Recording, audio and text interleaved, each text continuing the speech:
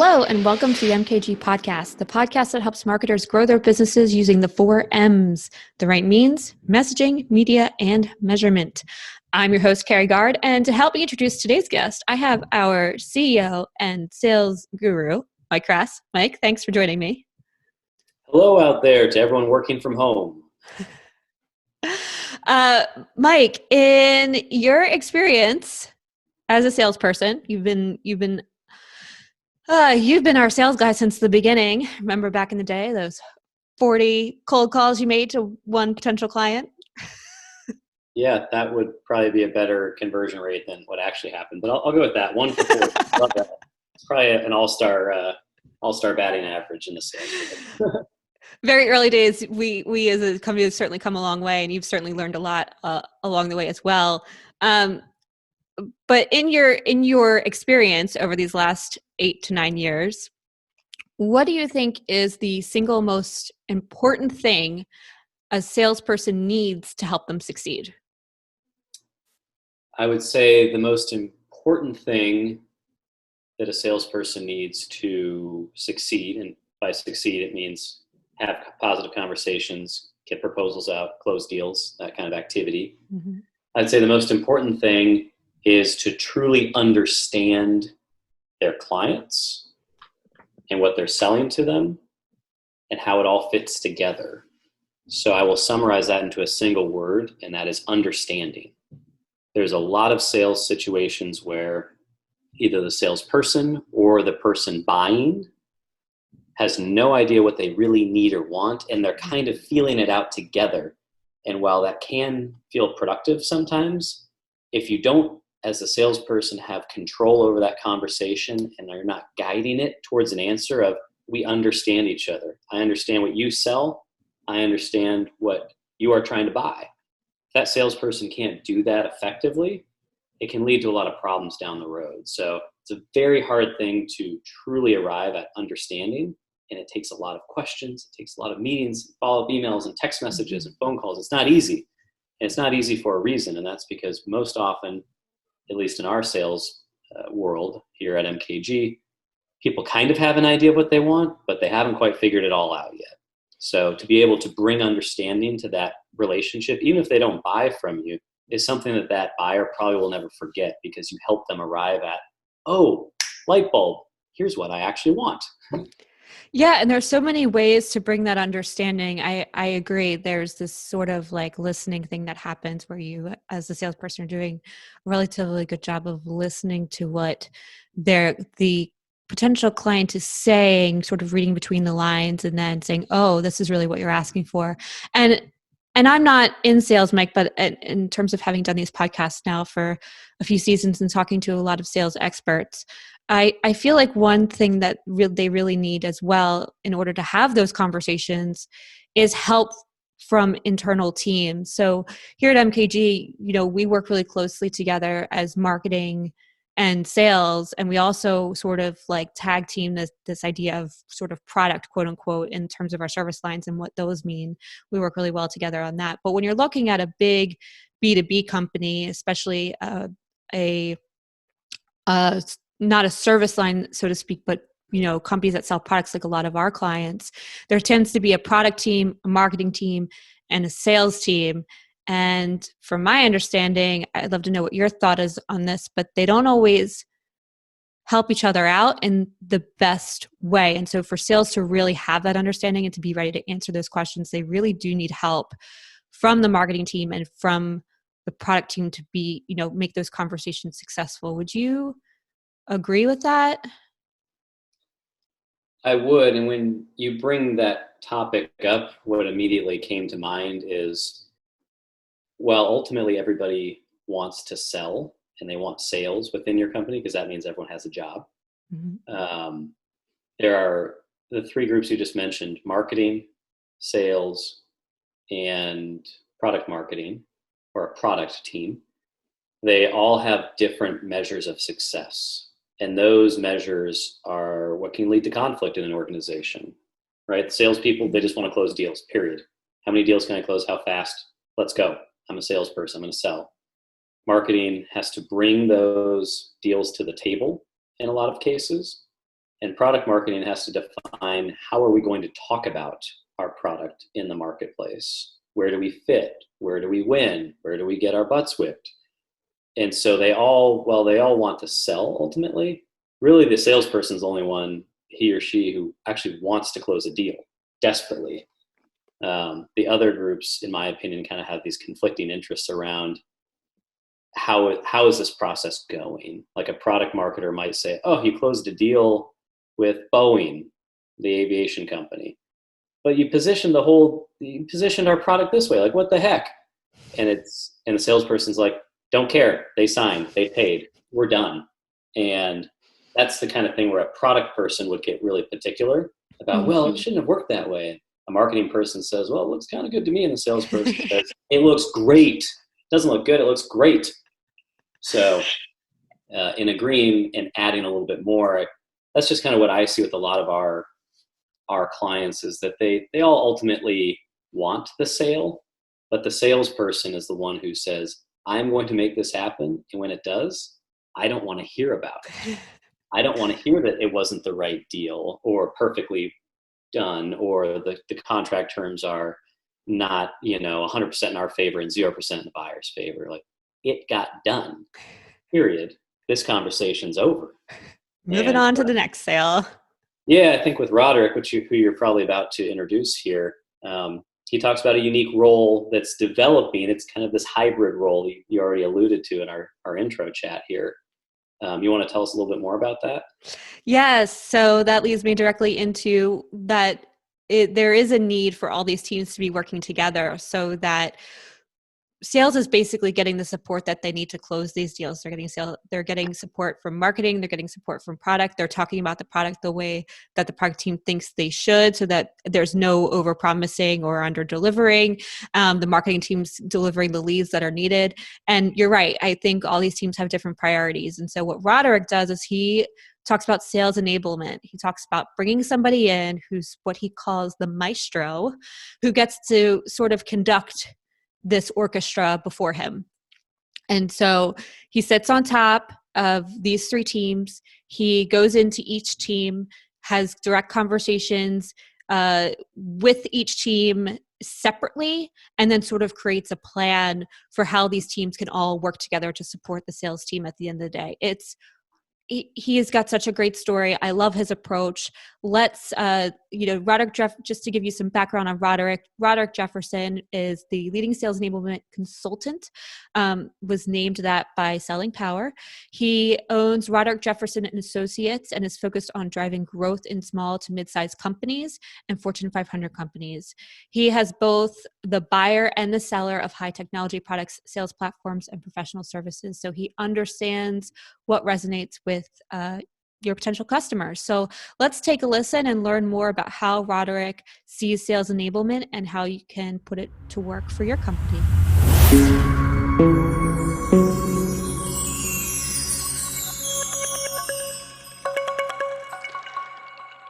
Roderick, thank you so much for joining me on the MKG podcast.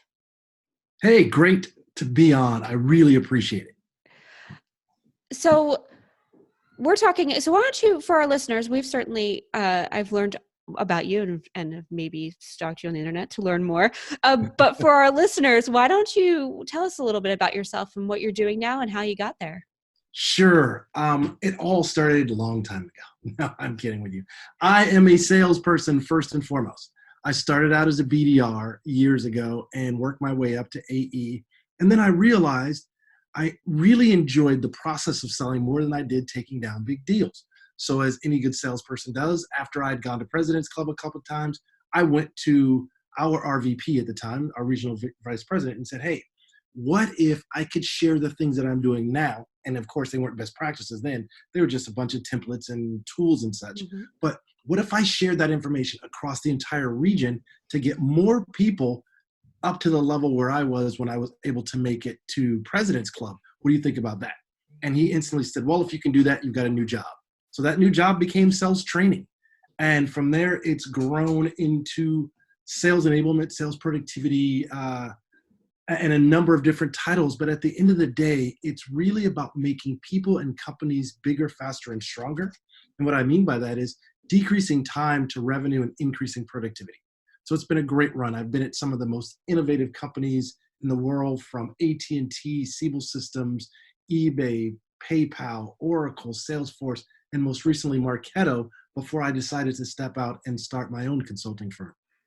To help more companies Absolutely. To succeed. take those best practices that we had learned from the previous companies as well as the clients we have now, and share that across the world and scream it from the top of every mountain. And is it your hashtag that you scream from the top of the mountain? Because I love this hashtag. Hope is not a strategy. The hashtag, yes, hope is not a strategy. Now, let me explain that, because I get a lot of people asking, what does that really mean? Mm-hmm. What's wrong with hope? And I, like everyone else in the world, believe that hope is a wonderful thing. But when it goes without a plan, there's a problem. And that's where it aligns to the consulting that we do.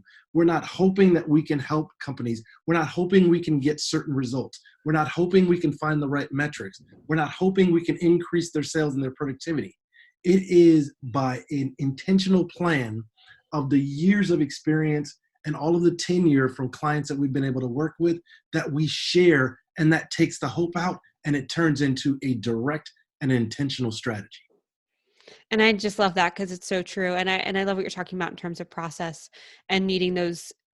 You need those processes in place and those templates so that you can create this repeatable success, essentially. Yes, absolutely. And part of that is really having the right people in place too. And not, obviously having the templates and the processes in place for sure, but the right people as well. And we talked about this in our initial meeting, how there are so many teams in an organization and how they're all and sometimes they seem to be in their own sort of worlds and silos, working on their own thing and not up towards the greater good, so to speak. And you shared in that challenge with me of seeing that as well. Yeah, and regardless of the size of the company, whether it be a small startup all the way up to Fortune 1000 companies, there seems to be one stable fact, and that's that folks are so busy working on and worrying about the things that their organization is responsible for that they forget about the other lines of business. So that's where, as a sales enablement consultant, we work with all of the lines of business. I mean, HR, from their hiring practices and product marketing, product management, engineering, technical and non-technical. And the reason is we've got to make sure we understand where the alignment is and where the silos are, and more importantly, what caused them. And here's an analogy I always give, and it's a musical analogy. Look at enablement this way. So in an orchestra, there's a lot of different notes being played by different musicians until one person steps up and taps the stand, being the conductor, and then that turns into a beautiful piece of music. That's exactly what we do in enablement. We turn that noise into beautiful and productive, scalable, and repeatable music. And how do you, in an orchestra, that there is the conductor at the front. It's established. They were there from the beginning. They pick out the music. They set everybody down. They say, here's what we're going to play. And everybody knows what their roles and responsibilities are based on the instrument that they play. And in continuing with this analogy, when you're talking about an organization, if this person doesn't exist, I think from the very beginning, when you're a small company, that person is essentially the visionary, the CEO from the onset. Absolutely. But then that changes. It has to, right? It changes quickly. And that's where, as a seasoned professional and practitioner, we come in from the outside. There's a couple of things that we do. First of all, we don't have a horse in the race. We don't have a slant towards the marketing. We don't have a slant towards sales or a slant towards technical. So now we're an objective set of eyes that we're just here to look at the facts and understand what's in place and what's missing. And then what we can do is we step back and we do a gap analysis. And that gap analysis will tell us where the connections are, where the strengths are, where the weaknesses are, from the executive level top down. And also we speak to individual contributors from the top up. And we always get different feedback from those two groups. So where we start is that delta that's between those two of saying an executive team thinks this, the sellers or the folks out on the street are actually doing this. Let's figure out how we can bring those closer together as a team now. And then we do the same thing individually across all of the multiple lines of business. And then what's the outcome that you're sort of looking for? I mean, I know that these teams aren't necessarily talking to each other, but why is that a problem? Well, the outcome is that very thing that you just said. They're generally not talking to each other and they're not collaborating as strong as they can be. So our general outcome in our executive summary comes in 3 parts. Here are some keywords that we heard over in the interviews. Here are some key themes across the lines of business. And then individually, here's where we're seeing the strengths and the weaknesses. And finally, and I'll give you a 4th, my apologies on 3, but then finally 4, here's where we can put this into an execution plan to shore up those holes, tighten up the silos, and also prepare you not just for 3 to 6 months, but what does a year, 3-year, 5-year plan look like from a strategic perspective based upon us working with companies that look like you? Yeah, I mean, one of the biggest challenges with this is that all these different silos, all these different teams within the organization, they all speak their own language, right? It's almost like going into all these different countries and trying to have a conversation. Nobody's on the same page because we all speak. I mean, I know if you walk into a marketing room, you're probably going to hear at least 15 acronyms in the first 5 minutes, not know what any of those mean. At least 15. And they probably mean the same thing, different things in different companies that you've worked at. So now everyone's confused. Absolutely. So is part of what you do then also to sort of be this translator between the teams You absolutely nailed it. I call us the translators of dialects and languages. I don't expect marketing to speak sales and sales to speak engineering and engineering to speak product marketing and product marketing to speak pro management. That's our job as sales enablement. So here's what we do. We go and we work with each of those, and then we go out to the prospects and to clients, and we find out from them. Then we come back inside and we say, hey, HR, first of all, we're finding out that we may need to reassess our IEP, which is our ideal employee profile for hiring for where we're trying to go to, because we're maybe bringing in folks that are too junior and not prepared to speak at an executive level. Hey, product marketing. What we found out is the people out in the real world, prospects and customers, they love the company pitch. But when we get to slide 7, it gets a little fuzzy. Can we either remove that or smooth it out? Then we'll go to product management and say, hey, you know what? We've talked to 10 different clients and prospects. They've asked for the very same things. How do we get that moved up on the release cycle? And then finally, we go back to sales and we say, you know what? What we're finding out is people are out messaging and positioning very, very differently. What if we come back and look at an accreditation or a certification to ensure that everyone is saying things the very same way, that they're using similar case studies and use cases, and that they're actually speaking the language of the prospect or the customer and not trying to get them to learn our language. So we are truly the translators of dialects and languages and have to speak every language that's inside of the company and be able to ultimately translate that into where does the company fit into the buying journey of their prospective prospects and or of their existing customers. And this is what you and your team do. Is there any benefit? I mean, I think there's definitely tremendous benefit to having consultants come in, outside viewers, fresh perspective, people who've been doing this for a long time, who see across multiple companies on how this has been done and then bringing that in, to another company. Is there any value to having this in-house? Because it sounds like it's an ongoing thing. Like, it would be great to bring you guys in, but then, yes, there's a plan, but how do you keep that plan going? And how do you ensure that plan's going to come to fruition? Do you want to hire somebody to continue the mission, or do you guys check in? What's sort of the benefit between, using a consultant versus potentially in-house, using this in-house? Fantastic question. And there are benefits to both. By using a consultant, what you get is tenure and experience outside, again, with those eyes that are seeing things for what they can be, not just what they are today. You're also getting the experience of a consultant that has worked across multiple spaces, not just in high tech. We've worked in med tech, in manufacturing, in financial services, etc.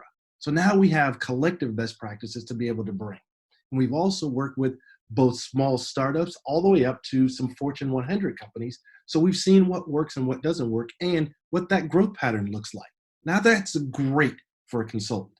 We also take an approach of and, not or. So yes, a lot of companies are hiring and building out their own sales enablement programs, and we're still working with those companies, because what we do is we come in and we look at it from a bunch of different perspectives. And here's the value of having someone in-house and also working with a consultant. Then I'll talk about just having someone in-house alone.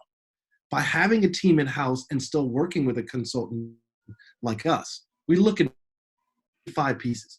We can help with things like infrastructure and augmentation by providing step-by-step guides in getting the project done, and also establishing some success criteria because we've done it before.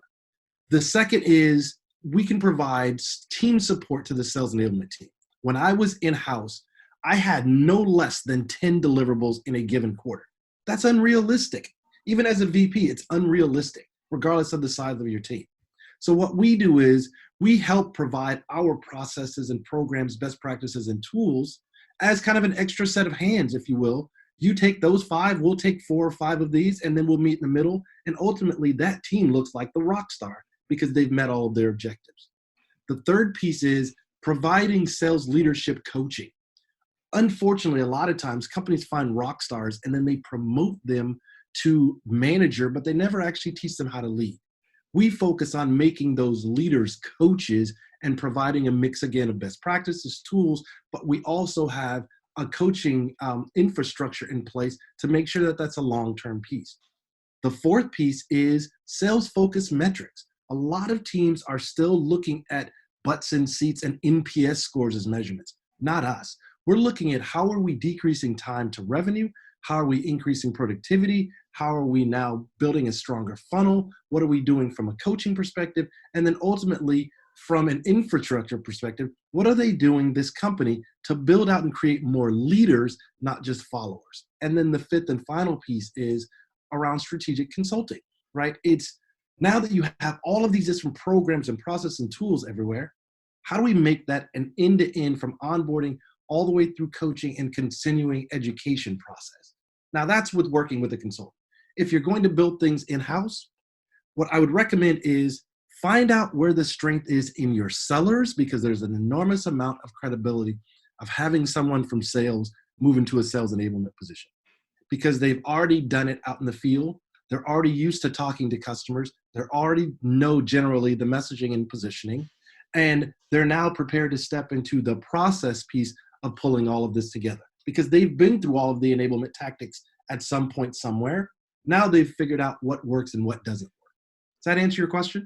Yeah. And does that sales enabler, let's assume that somebody gets promoted internally, but this all seems to be stemming from sales. So in that, do they still go out and speak to all the different teams within the organization and pull those things through? Or is that just specifically what you do as consultants? No. That's also the role of the person internally. And again, going back to that and messaging that I was saying earlier, that's where we can help them to hire those folks. We can provide job descriptions because we've been those folks and we've hired for those positions. And then once they're on, we can help groom them and or all of those things I talked about earlier, turn that over to them and give them what we call the blueprint to success, and then send them off and running, and then come back and touch bases periodically to make sure that these things are happening, something we call a health check, to make sure that the metrics are in place, the infrastructure is moving forward, the connection between the lines of business are happening. And that's where, again, we can provide secondary assistance by giving them best practices of what's working, or we give them the best practice and we send them on and they run with it from there, and we'll move on to the next client.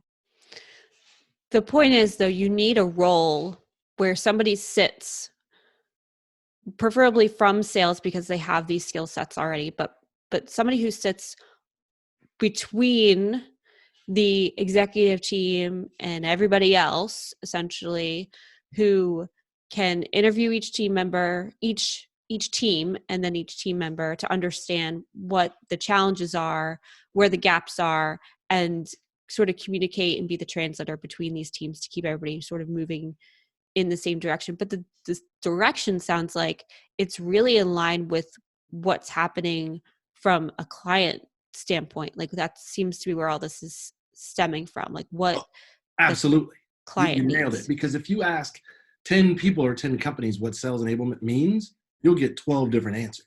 It's something different in every company. Now, there are some consistent components of this, but it's different in every company. So to your point, yes, you need one single individual or a team, depending upon how large your company is, that is responsible solely for ensuring that enablement is in place, that it's iterative, that it's constantly growing, and that it's connecting all of the lines of the business internally. Otherwise, what you get is a bunch of mixed messaging. You get inconsistent selling. You get poor quota attainment. And even worse, what you wind up with is every region, whether it be here in the States or let's take that broad, if you're a global company, you're all seeing similar things, but different ways. And so you're now confusing the market, and you're also giving your competition an opportunity for an open door to come in and seize that confusion that you're seeding in the market unknowingly. So it's the eyes, it's the, yeah, it's like the eyes and ears of the organization, and then the voice to sort of pull it all together. And so in this, you mentioned that you could take somebody already internally. It sounds like you definitely want this person. How you get this person, there's a couple ways of going about and doing it, Right. from using a consultant like we talked about, and also hiring internally. But you also mentioned grooming someone and promoting them from internally. If you would promote somebody internally to do this job, is this the only thing that they do, or can they continue? No, yes, I'm going to take that back. It is the only thing they should be focused on. And that's where the charter comes into play. And that charter of sales enablement says two things. One, here's what we're responsible for. And secondarily, here's what we're not responsible for. Otherwise, sales enablement becomes kind of like IT. And my apologies in advance to IT. I love them. They've saved my career a number of times. But IT, they are the fixers of broken things. That's not the job of enablement. Enablement is really, as I said, to partner and be the hub that spokes out to every other part of the organization. So you need someone that is solely responsible for that. This is not a part-time job. This is not a secondary piece of your job. They have to be laser focused on doing two things: decreasing time to revenue and increasing sales productivity. And it sounds kind of like a big job. Huge job. And I don't mean to make it sound easy, because it's a lot of things, but easy is not one of them. So this is where you really need an individual that's focused on deliverables, on tasks, on communication, on collaboration, and also on the particular and specific metrics that have to be followed and have to be shown and articulated to make sure that they can validate the job that they're doing and how they're actually helping the company move forward and create more revenue.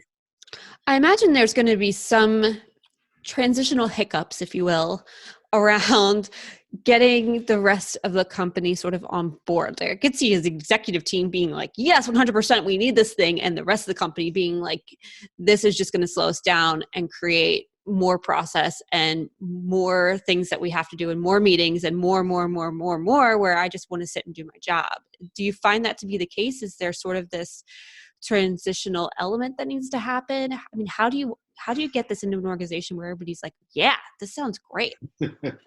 Well, it depends upon the maturation cycle of the company, first and foremost. Some companies, you have to literally, quote unquote, sell sales enablement on what they do and what the value of it are. Other companies, they're hungry and starving for it. So what they're looking for is people that will take this and run with the ball. And it's not easy, but we have realized that by doing one simple thing, it makes it easier. And that simple thing is this: focus on why, not what enablement does. Why is it important that we decrease time to market? Why is it important that we focus on the customer buying journey? Why is it important that we have to have metrics around this? Why is it important that all of the lines of business are working and reading from the same sheet of music again? And then ultimately, why will this then lead into the overall goals and objectives of the company? Wouldn't some of the teams argue that that's their job? Like I could see marketing being like, well, we're responsible for the buyer's journey, and the sales team being like, well, we're responsible for sales is it's a little bit of an easier sell because they're coming from the sales team. But, I could see, HR being like, I know what our people need. Like, this is my job to figure out what the job description is. Like, how do you break down those walls to be like, yes, that is your job. All I'm doing here is Well, the way we enabling go you to do about it it is better. we Right. position ourselves as a partner first and foremost. And again, an additional set of eyes in sales enablement, whether it be consultant or internally. And so let me go back to the examples you gave. Yes, product marketing, it is your job to create the messaging and positioning for the company. The job of enablement is to ensure that all of our customer facing folks are messaging and positioning your words, your thoughts and actions consistently and scalably out in the real world. Yes, HR, it is your job to define and write things like job descriptions.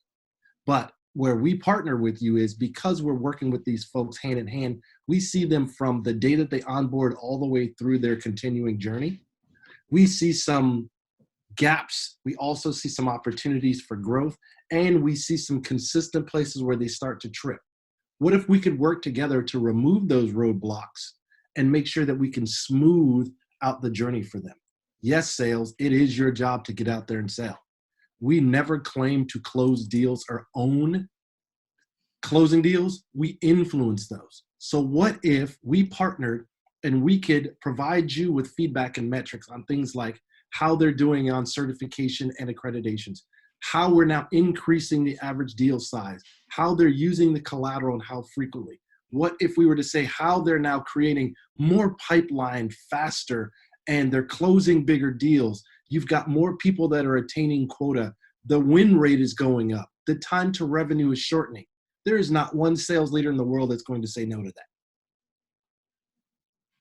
I can't imagine why they would, other than, I guess my last question on this is just from a cost standpoint, like I can imagine from bringing a consultant in, it makes a ton of sense in the way that you've sort of set the process up. But how do you justify essentially the return on investment of that? Do you have like clear cut metrics to say, if we come in, we can expect your, sales to close quicker by X%, and, your ROI to essentially be this? Absolutely. Without hardline facts and figures like that, then we're just theorists. So we look at this in two pieces: the ROI first and foremost. And we use our previous clients, our case studies, and also the video testimonials from them that talk about how we help them to build out an organization, how we help them to decrease time to revenue, how their sellers are more productive, how there's more alignment and engagement internally. Here's an example. We worked with one company, and when we came in, we realized after doing some research that it was taking them 88 days for their new hires to get to close their first sale. By the time we were done with them after our engagement, that 88 days had now gone down to 54 days. Think about the productivity that you get and the additional revenue faster. Those are the kind of numbers we're giving on the ROI side. Now, there's something else on the other side, and we called COI, which is the cost of inaction. What happens if you keep doing things the same way you're doing right now and don't make any changes with us? Well, what about your competitive landscape? Because with acquisitions and new companies coming, all the time that's being impacted. What if we could help you get a faster time to market? Or you keep doing it the way it is and your competitors overtake you, and now you've gone from number 1 to number 4, or number 4 to number 25. What if we don't work with your sales leaders and get them a consistent coaching methodology, and you continue to lose folks and churn and have to hire sales folks over and over and over? What if you don't have a consistent onboarding program for your new hires, and that word gets out to the street? That makes it now more difficult for HR and recruiting to bring people in. So it's two pieces. It's the ROI the return on investment, and then it's the COI, the cost of inaction.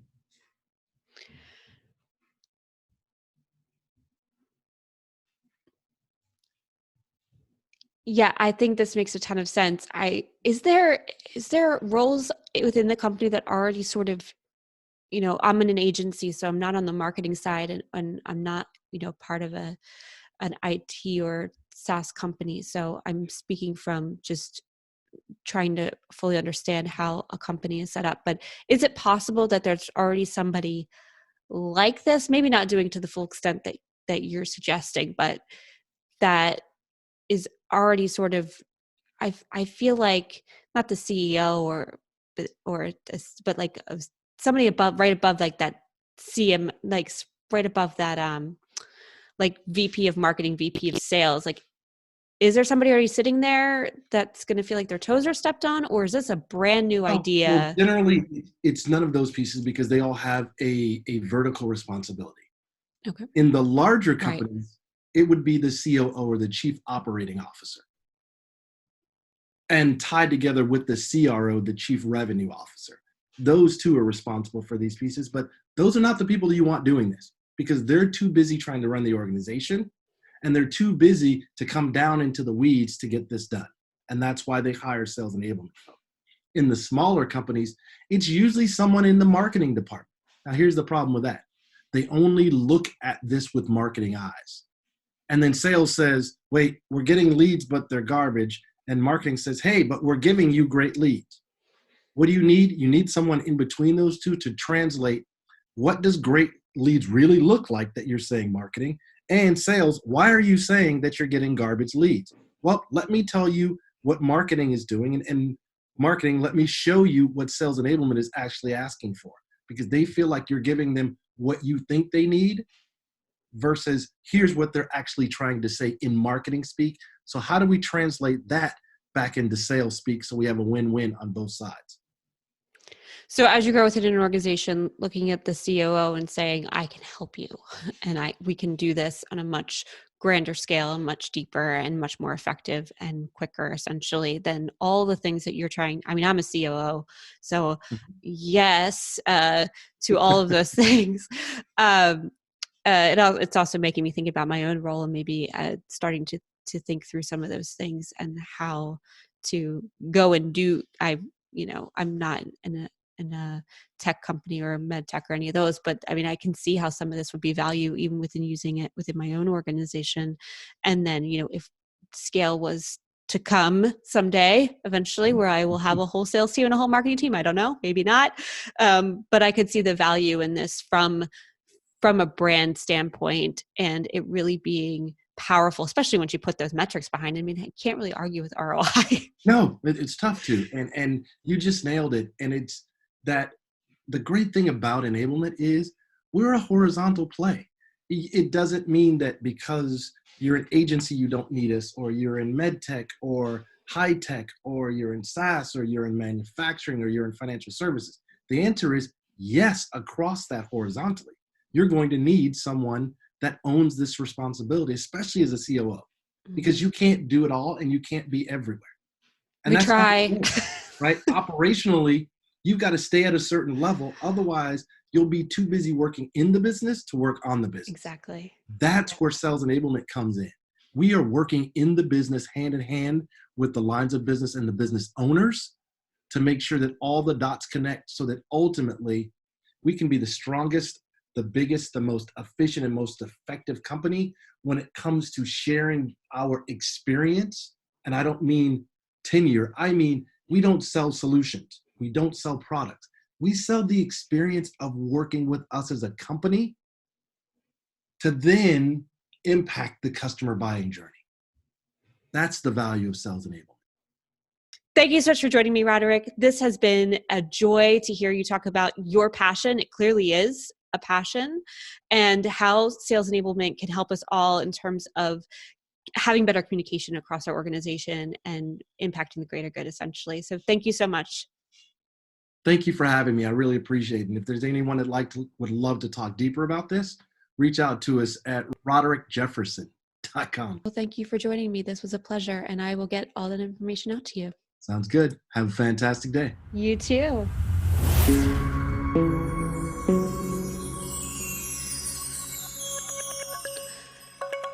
So that was my conversation with Roderick Jefferson. Man, I just love saying his name. It just sounds so cool. He's a really cool guy. Had a great conversation with him. Mike, sales enablement, pretty cool new role, I think. What are your thoughts? And have you seen this in action? In the wild, yes. I know you just threw this question at me without any preparation, so I guess I'll just dust off an answer for you. I was thinking about this listening to Roderick speak, and I've heard sales enablement in terms of roles and titles be called sales enablement. Sometimes it's sales ops, short for sales operations. Other times it is revenue ops, or rev ops for short. A couple examples that immediately come to mind. Number one, Zoom. So the video conferencing company who is based technically out of San Jose. They have a massive sales ops organization. I actually have a few friends in the industry who work for Zoom in a few of their offices here in the United States. So seeing them be sort of the glue, for lack of a better term, between marketing as well as different sales teams, whether it's inside sales, upsells, value-added selling into your current customer base. They play the role of glue at Zoom, and it's their job to kind of bring everything together and say, hey, did you know about this? Did you know about that? The other place I've seen this is real quick, Mike, sorry. I just want to call out Zoom real quick because I think it's important to note that they do have this amazing sales team and they have this team that's the glue essentially that I haven't seen so much, but their growth these last few years, I think is a testament to the fact that they do have this in place because they're growing, like doubling their staff year over year essentially has been their trajectory from what we saw when we went to visit their offices. So I just want to call that out. Like they have this thing that seems to be different than other companies we've seen, and their growth is insane. Absolutely. The other example that comes to mind is a company by the name of Workato. They're based in San Francisco, in the city, I believe. And they have a pretty big rev ops and sales op. Not pretty big, that's not true. They have a rev ops and sales ops function within that company. And again, their role is to be the glue. And that phrase, the glue, is really my phrase, right? I don't really hear that a lot in the industry, but when I think of them and I try and create something that's tangible to be a metaphor, they're the glue there, right? They're the glue between marketing, the director of revenue, or the chief revenue officer, and the sales team. And it's up to them to really make sure that, hey, we're getting all the opportunities we can, we're positioning ourselves well. I'm a conduit to getting deals moving to an answer. Whether that answer is yes or no doesn't matter.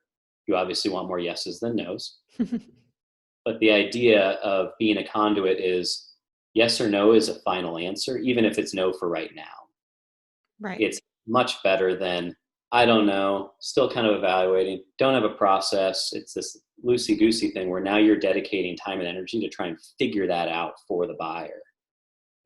So the idea of being a conduit or being that glue person to get to yes or no is really important at a company like Workato, which is much smaller than Zoom. And even though they're much smaller by orders of magnitude, they're probably a couple hundred people compared to Zoom is at a couple thousand people in terms of full-time. That was still something that was so important for Workato that they're actually, while they're a fraction of the size of Zoom, they still invested in this function to make sure that they have it from a very early stage. So it'll be interesting to see if, like Zoom, they are able to use that sales enablement position and function to help them grow just like Zoom did. Great examples, Mike. Thank you for sharing. If you'd like to learn more about Roderick Jefferson, you can go to his LinkedIn profile. I'll share the link below in the notes. You can also visit his website, which is again in the notes. He's got some great resources. His tagline, which I love and want to share, is he's all about decreasing time to revenue and increasing sales productivity. I don't think you can sum it up any better way. So definitely check out what Roderick's going on, check out all of his resources, and see how sales enablement can help you. Thank you for listening to the MKG podcast, the podcast that helps marketers grow their businesses using the 4 M's, the right means, messaging, media, and measurement. I'm your host, Carrie Gard, and until next time.